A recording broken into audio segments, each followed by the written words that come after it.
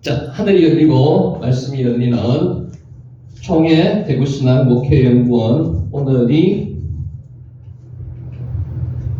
인사 오랜만입니다. 반갑습니다. 한번 해봅시다. 오랜만에 뵙습니다. 만나서 반갑습니다. 오늘이 98번째 강의고요. 21장, 창세기 21장입니다. 요 제목으로 은혜를 나누고자 합니다. 히스기야와 사네립의 전쟁과 기록이라는 제목으로 한번 은혜를 나누고자 합니다. 사네립, 아시리아의 왕입니다. 기원전 705년부터 681년까지 살았습니다. 681년에 아들로부터 살해당했습니다. 자, 케라브라는 단어가요, 전쟁입니다. 전쟁. 사네립과 히스기야의 전쟁을 기준으로 오늘 성경 말씀을 기록하고 있습니다. 케라브. 자, 그의 통치, 사네립의 통치는 고대 근동사에서 중요한 전환점을 이루었습니다. 그의 이름은 뜻이 이렇습니다. 아슈르 신이 대신 형성한다는 뜻이 산헤립입니다. 말이 어렵습니다. 그냥 참고로 하시기 바랍니다. 아슈르 신이 대신 형성한다. 이게 산헤립의 이름의 뜻입니다. 자, 고대 근동에서는 아시리아의 이데올로기는 아수르 신이 왕을 선택하여 혼란이 있는 곳이라면 어디든지 정복하여 질서를 확립하라는 임무를 주었다는 것입니다. 그래서 그때의 왕은 어떤 임무가 있는가 하면 정복하는 임무가 있습니다. 때려 부수는 거죠. 아시리아의 왕은 정복과 착취를 자신의 사명으로 생각했습니다. 잔인했습니다. 이 당시 왕들이. 아수르 왕이 특히 잔인했습니다. 케라브, 전쟁을 자기 사명으로 여겼습니다. 산헤립은 바로 그 사명을 가장 충실하게 수행한 왕 중의 한 명입니다. 그는 강력한 군사적, 행정적 지도자 중의 하나로 알려졌습니다. 케라브, 지금 전쟁에 대해서 이야기하고 있습니다. 그의 통치 시기에는 제국의 강력한 확장이 이루어졌습니다. 전쟁이 자기 사명이니까 강력하게 정책을 수행했고 전쟁을 수행했습니다. 그래서 케라브, 전쟁을 수행한 왕이 케라브, 전쟁, 아수르 왕 사네립입니다. 그는 대규모 건축과 행정 개혁을 통해서 제국의 번영을 이끌었습니다.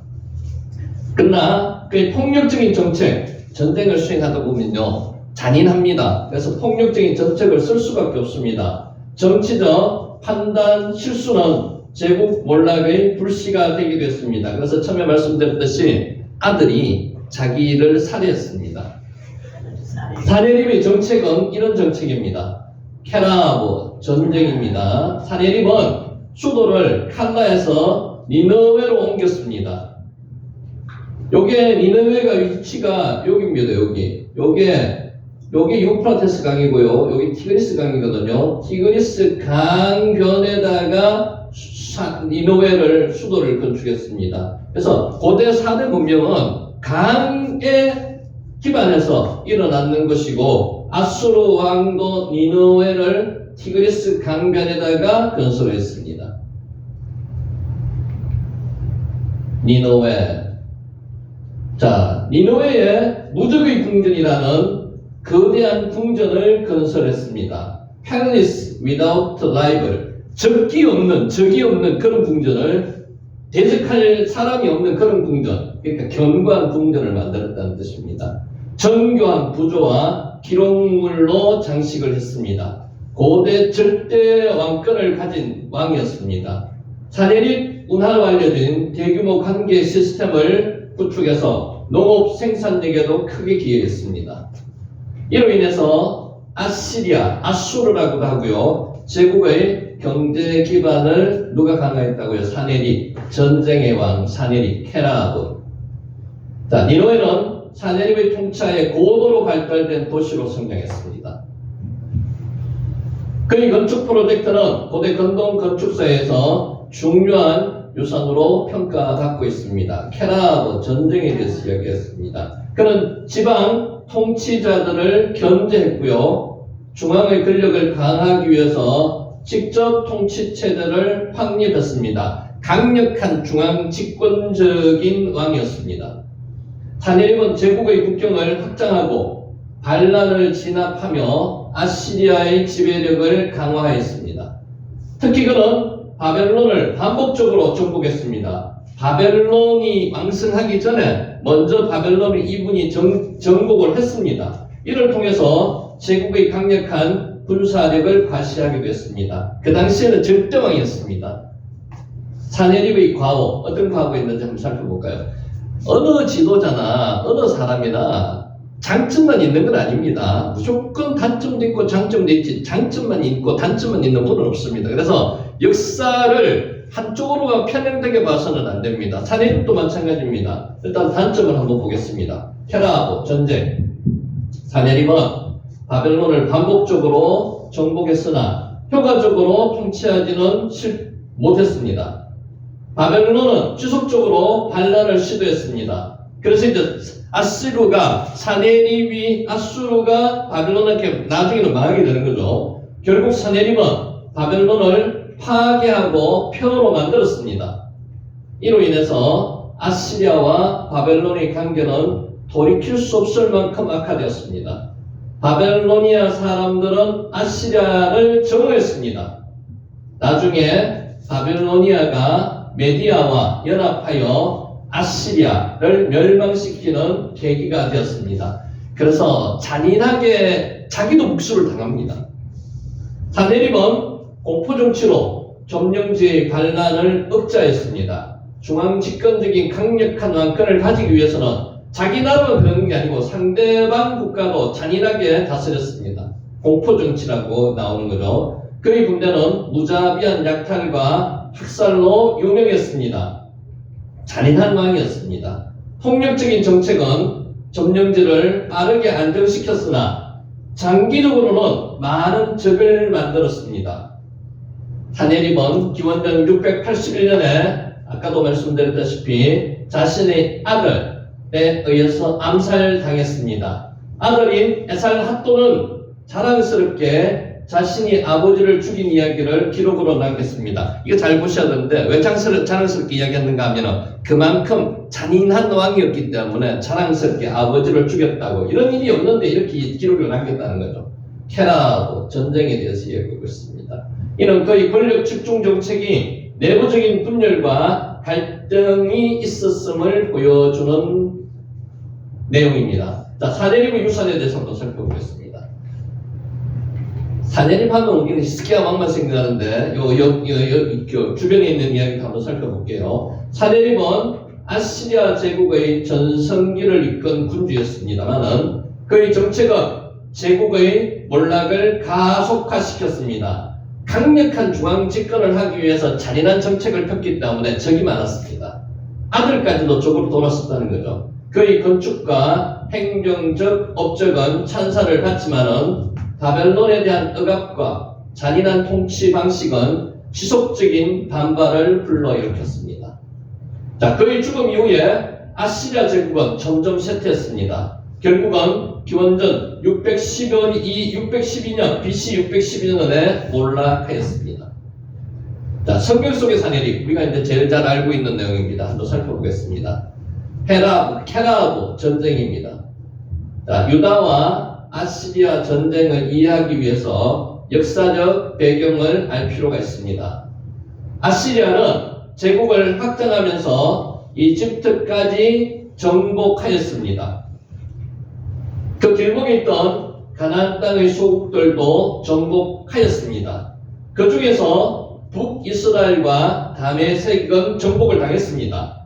그러나 다행스럽게도 남유다는 해안 도로에서 멀어진 관계로 산지에 있었잖아요. 정복을 당하지 않았습니다. 애굽을 정복하러 갈 때 그냥 바로 지나가 버렸습니다. 아시리아의 조공을 바치는 것으로 예루살렘, 유다는 살아남았습니다. 그러나 기원전 8세기 말에 아시리아가 어려움에 처하자 이집트를 중심으로 여러 나라가 반기를 들었습니다. 케나하고 이때 히스기야는 아시리아에게 조공을 바치는 것을 멈추고 나서 이집트 편을 들자 아시리아가 유다를 이렇게 이제 공격하게 되었다는 거죠. 열왕기하는 바로 그때에 기록한 겁니다. 케라브, 히스기야는 아시리아의 공격을 대비해서 이거 잘 아시죠? 히스기야 터널, 밑으로 지하 터널을 당겨가지고 기온샘에 있는 물을 실로암샘으로 이렇게 옮겼잖아요. 518m 되는 그때 사건이 이 사건입니다. 그러니까 성벽 밖에 있는 물을 안으로 당겨야지만이 나중에 적군이 쳐들어오더라도 식수가 마르지 않잖아요. 그것 때문에 기온샘의 물을 실로암물로 당기는 공사를 했습니다. 지하 터널로. 그게 히스기야 터널입니다. 518m 뚫었다는 건 대단한 거죠. 미슈네로 알려진 새로운 정착지까지 벽을 확장했습니다. 성벽을 확장했다는 거죠. 자, 고고학 발굴 작업 중에 이 벽의 일부가 발견되기도 했습니다. 기원전 8세기 말에 만들어진 것으로 밝혀졌습니다. 자, 예루살렘 지하에 여기 나오네요. 518m가 넘는 지하 수로가 발견되었습니다. 이게 이제 실로암 못으로 물을 땡기는 거죠. 성 밖에 있는 물을. 그래서 적군이 쳐들어오더라도 식수가 마르지 않게 만들었다는 겁니다. 이사야 선지자는 하나님께서 아시리아의 공격을 허용한 이유를 이렇게 말씀했습니다. 아수르 사람은 화 있을진저 그는 내 진노의 막대기요 그의 손의 몽둥이는 내 분노라. 내가 그를 보내어 경건하지 아니한 나라를 치게 하며 내가 그에게 명령하여 나를 노하게 한 백성을 쳐서 탈취하며 노락하게 하며 또 그들을 길거리에 진흙같이 짓밟게 하려 하거니와. 이사야 10장 5절에서 8절 말씀입니다. 케라브 전쟁에 대해서 얘기하고 있고요. 이사야가 볼 때 아시리아는 여호와의 손에 들린 징벌 도구였습니다. 하나님은 잔인한 아수르 왕 사네립을 통해서 하나님의 도구로 사용하셨다는 겁니다. 이스라엘 백성은 여호와를 신뢰하지 않았습니다. 그 당시 바로에게 기대어 애굽의 그늘에 숨으려고 했다는 것입니다. 이사야 30장 2절 말씀입니다. 자, 그들은 하나님께 묻지도 않았습니다. 하나님을 의지하지도 않았습니다. 히스기야는 자신이 잘못을 깨닫고 늦었지만 성전에 나가서 하나님께 무릎을 꿇었습니다. 그러자 하나님은 사네립의 군대를 쳤습니다. 이게 유명한 사건이죠. 이 밤에 여호와의 사자가 나와서 아수르 진영에서 군사 18만 5천 명을 진멸했다는 겁니다. 아침에 일찍 일어나 보니까 다 송장이 되었다는 것입니다. 18만 5천 명. 이 사건이 유명한 사건입니다. 이거는 누가 했다고요? 히스기야 왕이 했는 게 아니에요. 하나님께서 하셨다는 겁니다. 아수르 왕 사네립이 떠나 돌아가서 니느웨에 거주하더니 요세푸스는 그때 아시리아 군대가 죽은 것은 전염병 때문이라고. 요세푸스는 역사가입니다. 그러니까 성경에 기반을 둔 사람은 아닙니다. 자기 나름대로 역사적인 기록을 남긴 사람인데 전염병 때문에 그렇다고 일단은 기록했습니다. 근데 성경은요 하나님께서 하셨다는 거예요. 어떤 방법을 썼는지는 모릅니다. 요세푸스는 그 방법이 전염병이었다고 기록하고 있습니다. 케라브, 그러니까 히스기야가 직접 전쟁을 한 것은 아니라는 거죠. 아시리아의 사네립 프리즘이라는 전혀 다르게 기록했습니다. 이게 돌기둥인데요. 여기다가 이제 아수르 왕 사네립의 전공을 기록한 기둥입니다. 사네립 프리즘은 6개의 면을 가진 점토 원통으로 각 면에 쐐기 문자로 글을 썼습니다.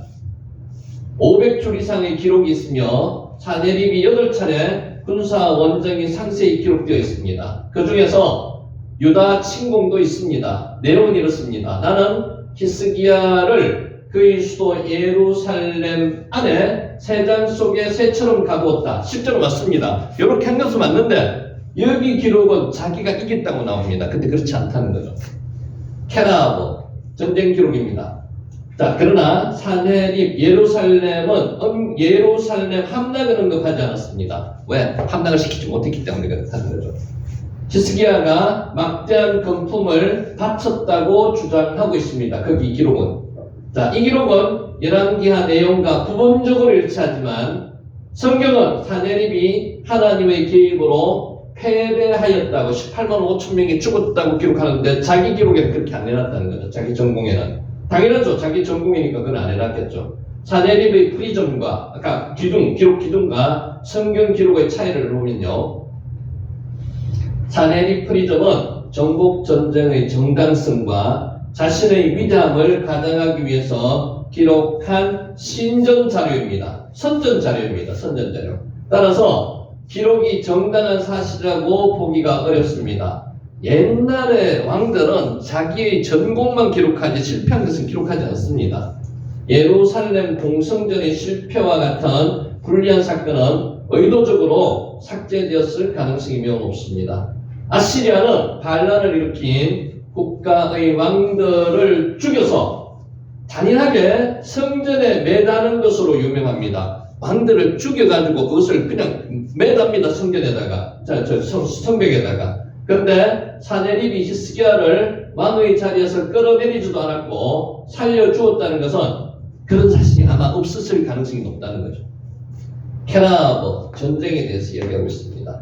이것은 정상이 아닙니다. 예루살렘을 정복하지 못한 것이 아마 분명한 것 같습니다. 고대 전쟁은 정복 전쟁이고 군사들은 약탈을 목적으로 하기 때문에 포위 공격하다가 그만두는 이런 특별한 경우가 아니면 없습니다. 반드시 죽이고 성벽에 매다는 게 그 당시 관습이었는데 아수르 왕은 그렇지 않다는 거예요.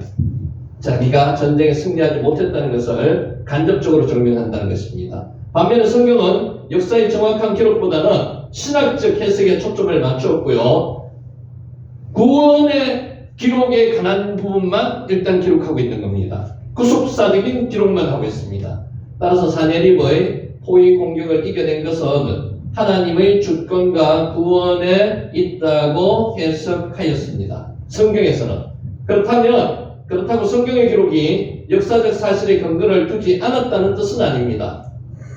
다 상세히 기록하지 않았다는 거죠. 성경은 히스기야가 막대한 공물을 바쳤다는 것도 솔직히 기록했습니다. 하지만 하나님은 아시리아 군대를 쳤습니다. 사내립은 결국 철수하였습니다. 사내립의 위대함을 선전하기 위해서 기록한 사내립 프리즘에 비해서 성경은 정확한 역사적 사실을 기록하면서도 동시에 그것이 가진 신학적인 의미를 서술했다는 것입니다. 히스기야는 위기의 순간에 하나님께 기도했습니다. 그리고 이 하나님께서는 그를 구원하셨습니다. 사내립과 히스기야의 기록물을 통해서 우리는 몇 가지 교훈을 받을 수 있습니다. 제일 중요한 내용, 그의 교훈을 한번 보겠습니다. 케라버, 전쟁에 대해서 이야기하는 거고요. 위기 속에서 하나님의 주권을 신뢰하라는 것입니다. 위기 속에서 항상 하나님이 우리를 붙들고 계시는데 위기 속에서는 하나님이 더 큰 역사를 하신다는 거죠. 자, 히스기야는 사내립의 강력한 군사적 위협 앞에서 두려워하지 않았습니다. 하나님께 기도하며 하나님을 전적으로 의지했습니다. 이때 하나님은 기뻐하시고 응답하신다는 거죠. 그런 성전에서 하나님의 도우심을 구했습니다. 하나님은 초자연적으로 개입하여서 유다를 구원하였습니다. 현대 그리스도인도 위기 상황에서 스스로의 능력만을 의지하기보다는 하나님의 주권을 신뢰하며 기도로 나아가야 됩니다. 교만의 종류가 두 가지 있답니다. 교만은 영적 교만. 교만은 하나님을 몰랐기 때문에 교만하는 방법이 있습니다. 왜냐하면요, 하나님을 모른다는 것은 자기 자신을 의지한다는 겁니다. 그것도 교만입니다. 근데 성경에서 말하는 교만, 그보다 더 중요한 교만은요, 영적인 상태가 아주 높은 상태에서 교만한 게, 그게 더 교만의 문제점이 있습니다. 성경에서는 그 이야기를 많이 합니다. 다윗이 그랬습니다.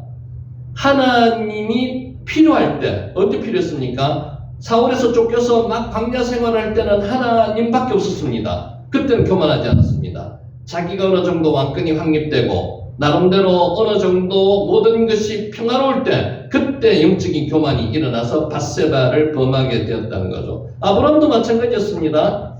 하나님께 기도하여서 소돔 성이 멸망당할 때 조카 롯을 구할 수 있는 정도로 하나님과 대면하면서 기도했는 사람입니다. 그런데 그랄로 내려가서 하나님을 잠시 잊어버렸습니다. 하나님을 의지하지 않았습니다. 그게 영적 교만이라는 거죠. 그 영적 교만의 대표적인 자가 누굽니까? 솔로몬입니다. 솔로몬.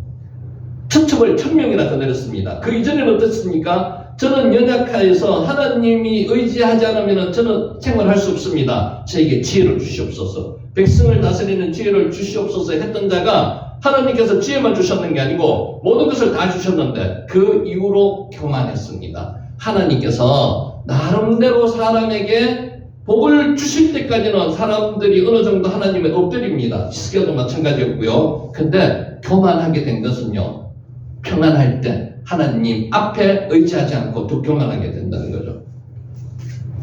그렇게 세상 권력과 어려움 앞에서 하나님의 개입을 믿고 나아가는 신앙이 절대적으로 필요하다는 것입니다. 두 번째, 교만. 결국 몰락을 초래합니다. 히스기야 말고 여기 지금 아수르 왕 사네립에 대해서 이야기하는 거죠. 사네립은 절대 왕권자였습니다. 자기는 두려워할 사람이 없습니다. 이럴 때 교만함이 일어난다는 거죠. 우리 지난번에 이야기했죠. 교만, 거만, 자만, 오만. 이게 중요합니다. 사네립은 자신의 권력과 군사력을 과신하며 히스기야와 예루살렘의 하나님을 모욕했습니다.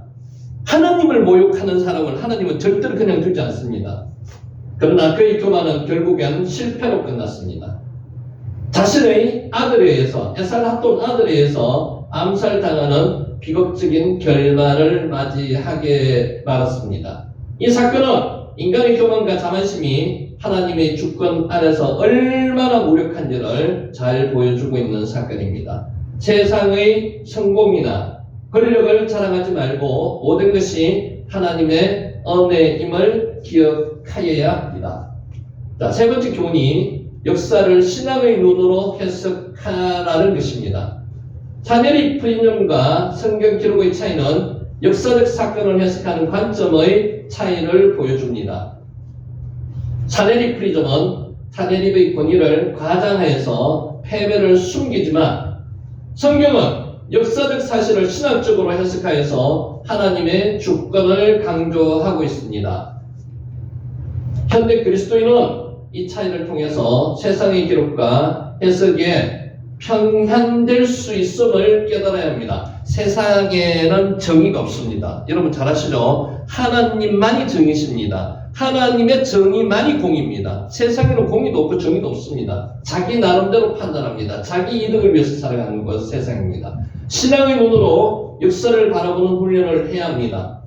신앙의 눈으로 세상을 해석하면 하나님의 섭리를 더욱 분명히 이해할 수 있습니다. 해석 안 되는 게 엄청 많습니다. 세상에는 하나님의 눈으로 바라봐야 된다는 거죠. 관점의 차이입니다. 세상의 눈으로 바라봐서는 안 됩니다. 세상의 관점에 휘둘리지 말고 하나님의 말씀을 기준으로 삼아 역사를 해석하고 삶의 방향을 정해야 합니다. 하나님이 역사의 주인이심을 믿으시기 바랍니다. 결론적으로 히스기야와 사네립의 기록은 고대 사건을 넘어서 현대 그리스도인의 신앙과 삶의 깊은 교훈을 줍니다. 하나님께 의지하는 믿음, 교만을 경계하는 겸손, 그리고 신앙적 관점에서 역사를 바라보고 해석해야 한다는 것입니다. 이런 지혜를 통해서 우리는 하나님의 주권을 신뢰하면서 살아갈 수 있습니다. 오늘 이런 저와 여러분이 되시기를 바라면서 강의를 시작합니다. 아멘. 자, 우리 지난번에 했는 거 잠시 복습하겠습니다. 1절이 참 중요합니다. 21장 1절 여호와께서 말씀하신 대로 사라를 돌보셨고 여호와께서 말씀하신 대로 사라에게 행하셨으므로 여기서 중요한 게 여호와께서 말씀하신 대로 그러니까 여호와의 뜻 자체가 언약의 하나님, 약속의 하나님입니다. 하나님께서 말씀하신 대로 사라를 돌보셨다는 거고요. 하나님께서 말씀하신 대로 사라에게 행하셨다는 겁니다. 여기서 중요한 단어 지난번에도 말씀드렸는데 타카든 돌보셨다는 거거든요. 하나님께서 언약하신 대로 돌보십니다. 하나님께서 언약하신 대로 행하십니다. 히브리 단어 중에서 읽으면서 뜻을 알므로 어떤 말씀의 힘이 여기서 나타나는 경우가 있어요. 파카드. 참 중요한 내용입니다. 여호와께서 말씀하신 대로 사라를 돌보셨다는 거고요. 여호와께서 말씀하신 대로 사라에게 행하셨다는 겁니다. 여기서 말씀하신 대로 말씀이 그만큼 중요하다는 거죠. 이 성경책은요, 말씀의 책입니다. 이 성경책은 우리에게 말씀하신 내용이 있는 겁니다. 그래서 그만큼 중요하다는 겁니다. 말씀하신 대로, 여호와께서 말씀하신 대로. 돌보셨다는 겁니다. 파카드. 이 단어 지난번에 한번 다시 말씀드렸죠. 파카드. 돌보시다는 겁니다. 돌보시다. 하나님은 우리를 항상 돌보십니다. 어떨 때는 돌보시다가 어떨 때는 돌보지 않으시다는 그런 이야기 절대로 없습니다. 하나님은 우리의 손을 항상 잡고 계십니다. 우리가 행복할 때나 우리가 평안할 때나 우리가 슬플 때나 험한 고난을 당하고 있을 때는 항상 손을 잡고 계십니다. 손을 절대로 놓지 않습니다. 돌보신다는 이야기하고 똑같습니다.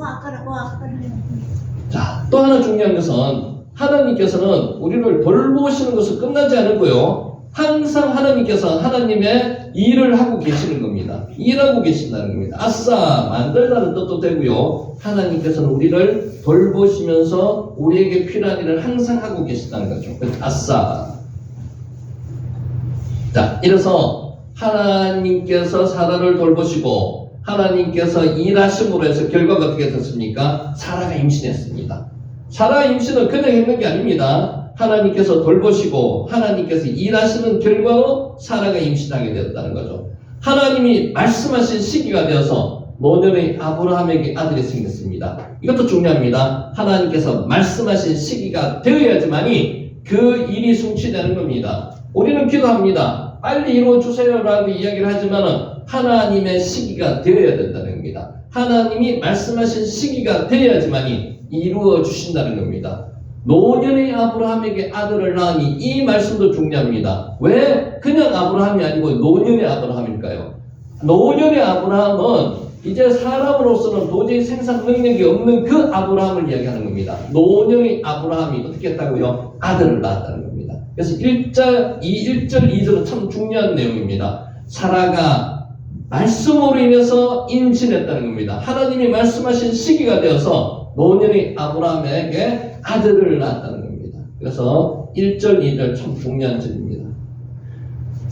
사라가 임신하고 하나님이 말씀하신 시기가 되어서 언제 그때가 되어야 된다는 거죠. 하나님께서는 우리가 원한다고 우리 때에 응답해 주지 않으시다는 거죠. 말씀하신 시기가 되어서 그 시기가 되어야만이 응답한다신다는 겁니다. 시기가 모예드입니다. 모예드. 시기, 때, 절기, 모예드라는 거죠. 그 시기가 되어야만 하나님께서는 응답하신다는 겁니다. 람, 모예드, 정한 때입니다. 정한 때에. 노년의 아브라함에게 뜻 다시 한번 설명해 드릴게요. 인간의 힘으로는 어찌할 수 없는 상황. 그때가 노년의 아브라함입니다. 하나님은 그런 절망적인 상태에서 역사하시는 분이 하나님이시라는 거죠. 그래서 인간이 끝이라고 생각하는 그 끝은 끝이 아니라는 겁니다. 그때 하나님은 역사하신다는 겁니다. 노년이 작푸님입니다. 작푸님. 노년의 아브라함에게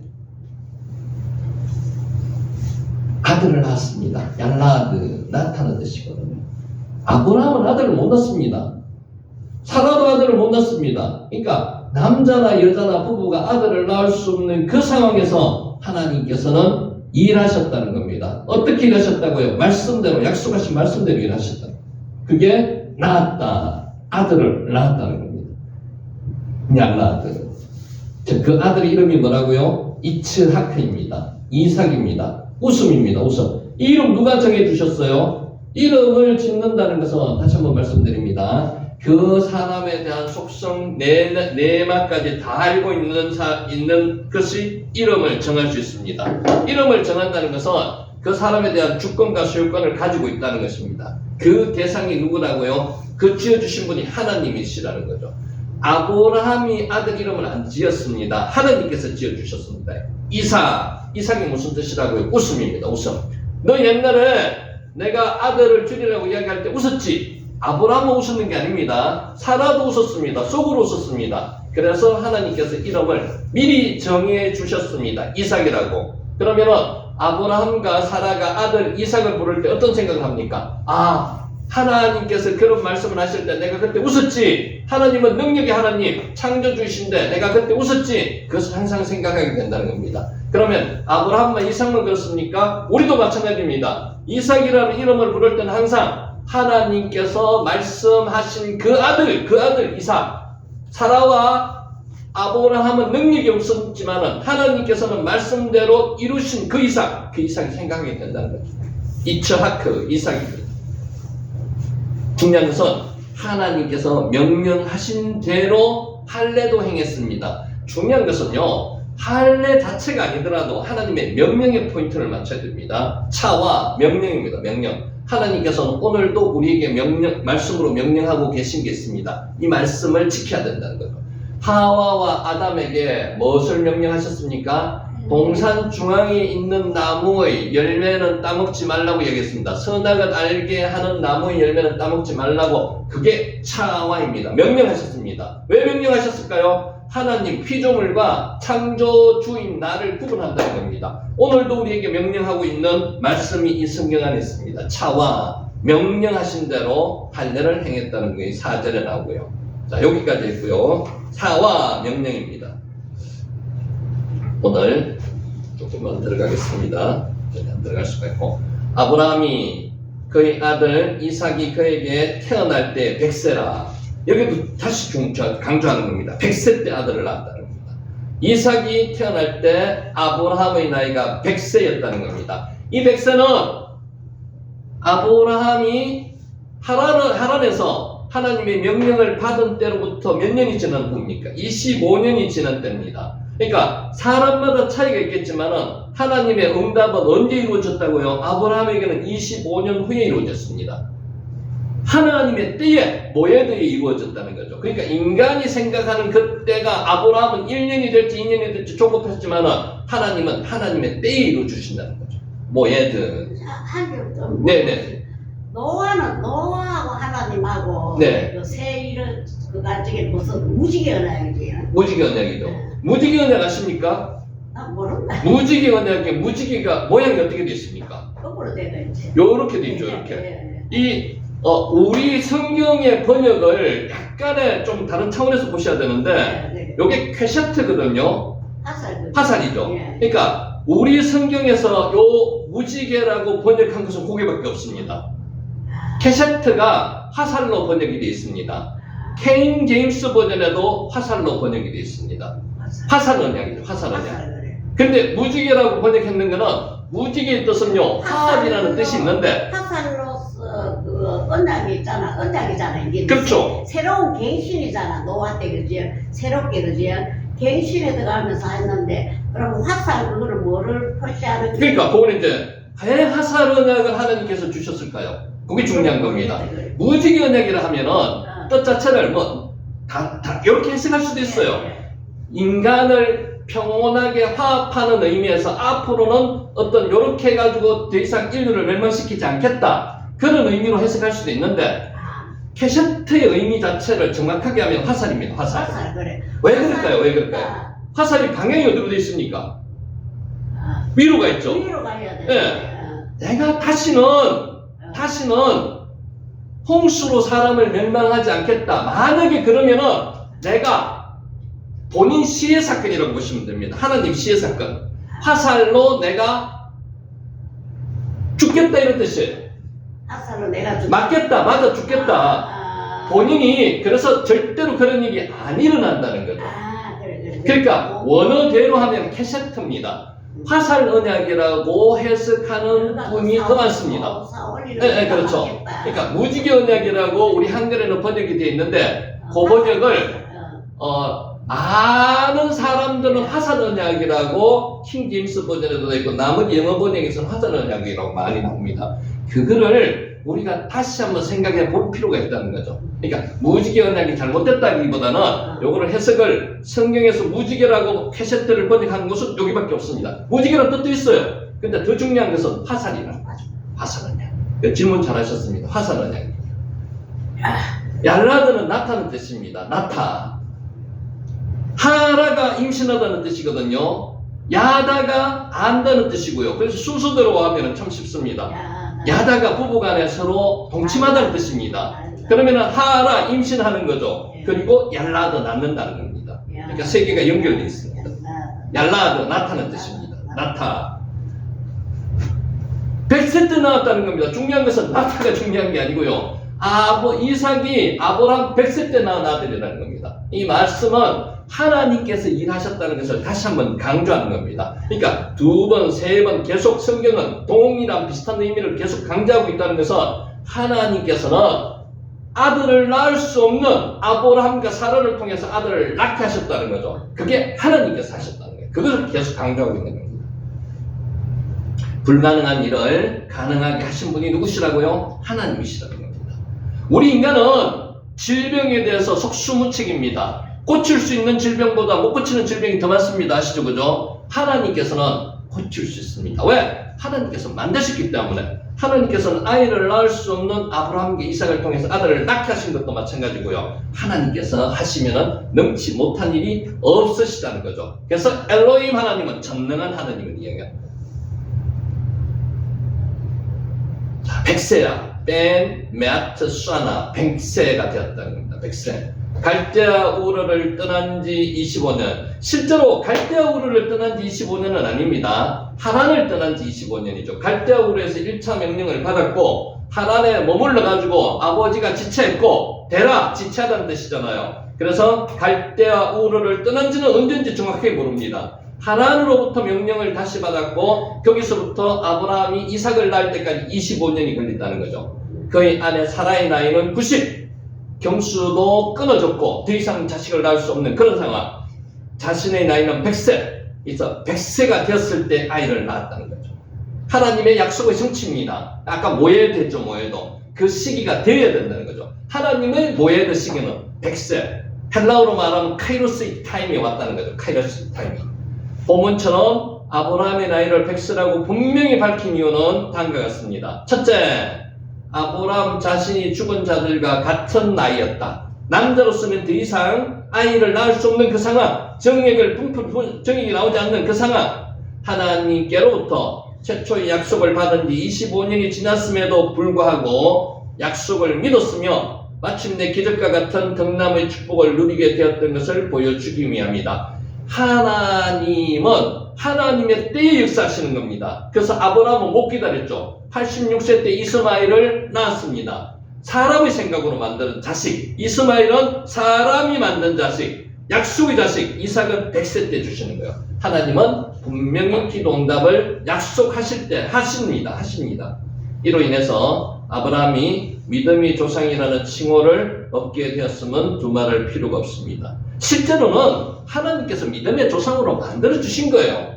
아브라함이 100세 때까지 기다렸으니까 인간의 생각으로 방금도 이야기했듯이 이스마엘도 나왔습니다. 하나님께서 믿음의 조상으로 만들어 가시는 과정입니다. 저와 여러분들도 마찬가지예요. 하나님께서 우리가 믿음이 뛰어나가지고 능력이 뛰어나가지고 하나님 자녀로 삼아낸 게 아니죠. 하나님의 자녀로 먼저 삼아주시고 능력을 하나님께서 키워주시는 겁니다. 약속의 자녀로 약속을 성취해 주시면서 하나님의 자녀로 만들어 가시는 과정이라는 거죠. 그게 성화의 과정이라는 거죠. 성화의 과정. 여러분, 출애굽 해가지고 40년 동안 광야에서 그들이 하나님을 온전히 하나님만 예배하고 경배했습니까? 아닙니다. 불평불만하고요. 항상 나름대로 하나님을 원망했습니다. 그래서 그들은 세상에서 다 죽었습니다. 40년 동안. 그 이후에 광야에서 태어난 자들만 출애굽한 사람들 중에서 가나안 땅에 들어갔다는 거죠. 그게 무엇을 이야기하는 겁니까? 하나님께서는 하나님의 자녀로 40년 동안 연단하시듯이 우리도 이 땅에서 하나님의 자녀로 지금 연단 중에 있는 사람들입니다. 아무도 여기서 의인 완벽한 사람은 없습니다. 하나님 앞에 만들어가는 과정이라는 거죠. 아브라함을 보면 잘 알 수 있습니다. 자, 둘째로 전능하신 하나님의 늙은 아브라함에게 이삭을 낳을 수 있도록 하신 것은 너무나 쉬운 일이었습니다. 하나님은 쉬운 일이지만 우리는 쉬운 일이 아니죠. 하나님은 천지의 창조주 그리고 우리를 만드신 분이기 때문에 모든 것을 하나님은 전능하신 하나님은 다 하실 수 있습니다. 우리는 힘들다는 거죠. 아브라함이 100세가 되도록 인내를 잃지 않고 소망을 가지고 하나님을 바라보는 것이었다는 사실을 보여주고 있습니다만은 하나님께서 아브라함을 인내를 잃지 않게 해주셨다는 겁니다. 우리는 힘들고 어려울 때 포기합니다. 근데 하나님은 어떻게 해요? 힘들고 어려움 속에서 희망을 보여주시는 겁니다. 어떻게? 말씀으로 보여주시는 거죠. 오늘 이 자리에 오신 분들한테 하나님께서 말씀하시는 거예요. 희망 잃지 말라고, 절망하지 말라고, 치료에 대한 능력을 하나님께서 베풀어 주실 때까지 희망 잃지 말라고 말씀하시는 거죠. 우리 성도들도 하나님의 전능하심을 믿어야만 합니다. 약속에 신실하신 여호와 하나님을 바라보며 인내해야 한다는 것입니다. 그래서 믿음과 용기를 그래서 가질 때 아브라함과 같이 인간이 능히 상상치 못할, 인간은 기적입니다만 하나님은 기적이 아닙니다. 우리 질병을 낫게 하시는 것은 우리로 봐서는 기적입니다. 하지만 하나님은 기적이 아닙니다. 그 기적이 아닌 것을 하나님께서 언제 이루어 주신다고요? 하나님의 모에도 하나님의 때에 이루어 주신다는 거죠. 자, 기록된 바 하나님이 자기를 사랑하는 자들을 위하여 예비하신 모든 것은 눈으로 보지 못하고 귀로 듣지 못하고 사람의 마음으로 생각하지 못하였다 함과 같으니라. 고린도전서 2장 9절입니다. 메아 100이라는 뜻입니다. 100 아브라함이 언제 이츠하크 이삭을 낳았다고요? 100세에 낳았다고요. 사람으로서는 도저히 생산 능력이 없는 그때 아브라함이 낳았지만은 하나님께서 낳게 하셨다는 겁니다. 100세 때. 자, 6절까지만 하겠습니다. 6절.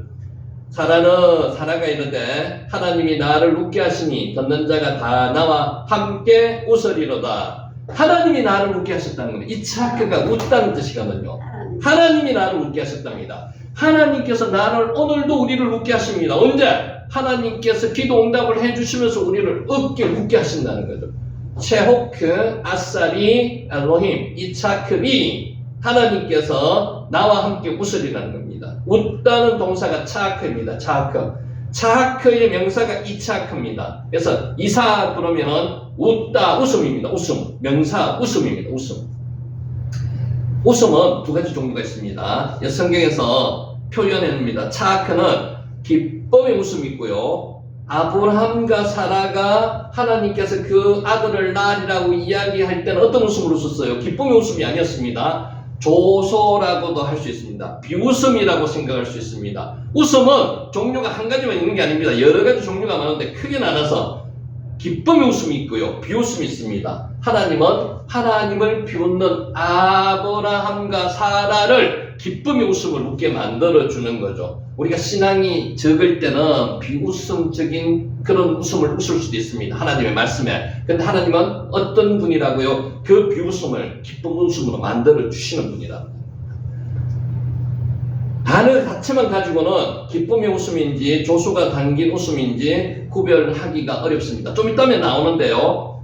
여러분 그거 이제 지금 오늘 안 할 거니까 한번 생각해 보시라고 제가 미리 말씀을 드립니다. 이삭이 아브라함이 86세 때 낳은 자기 형 이스마엘과 차크했다고 나옵니다. 그때 사라가 보고 그것을 아들을 이스마엘을 내쫓는 사건이 있습니다. 기억하시죠?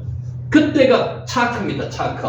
그 웃음을 비웃음으로 해석할 수도 있고요. 웃음으로 해석할 수도 있습니다. 우리 성경은 비웃다, 놀리다는 뜻으로 해석했습니다. 놀리다. 근데 그것을 그냥 웃음으로 놀다는 뜻으로 해석할 수도 있다는 거죠.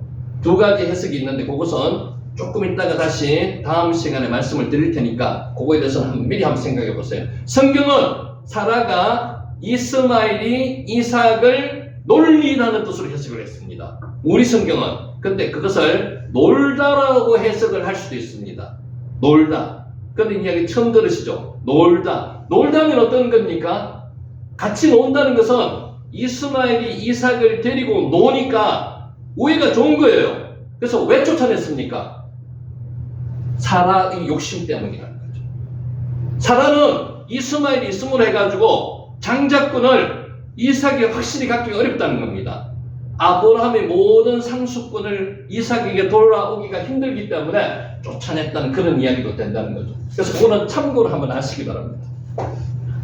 자, 본문에 나오는 사라의 웃음은 이전에 있었던 사라의 자조적인 비웃음과는 대조적으로 기쁨이 넘치는 웃음이 분명합니다. 사라는 하나님께서 아들이 있으리라고 이야기했을 그 당시에 장막 뒤에서 숨어서 비웃었습니다.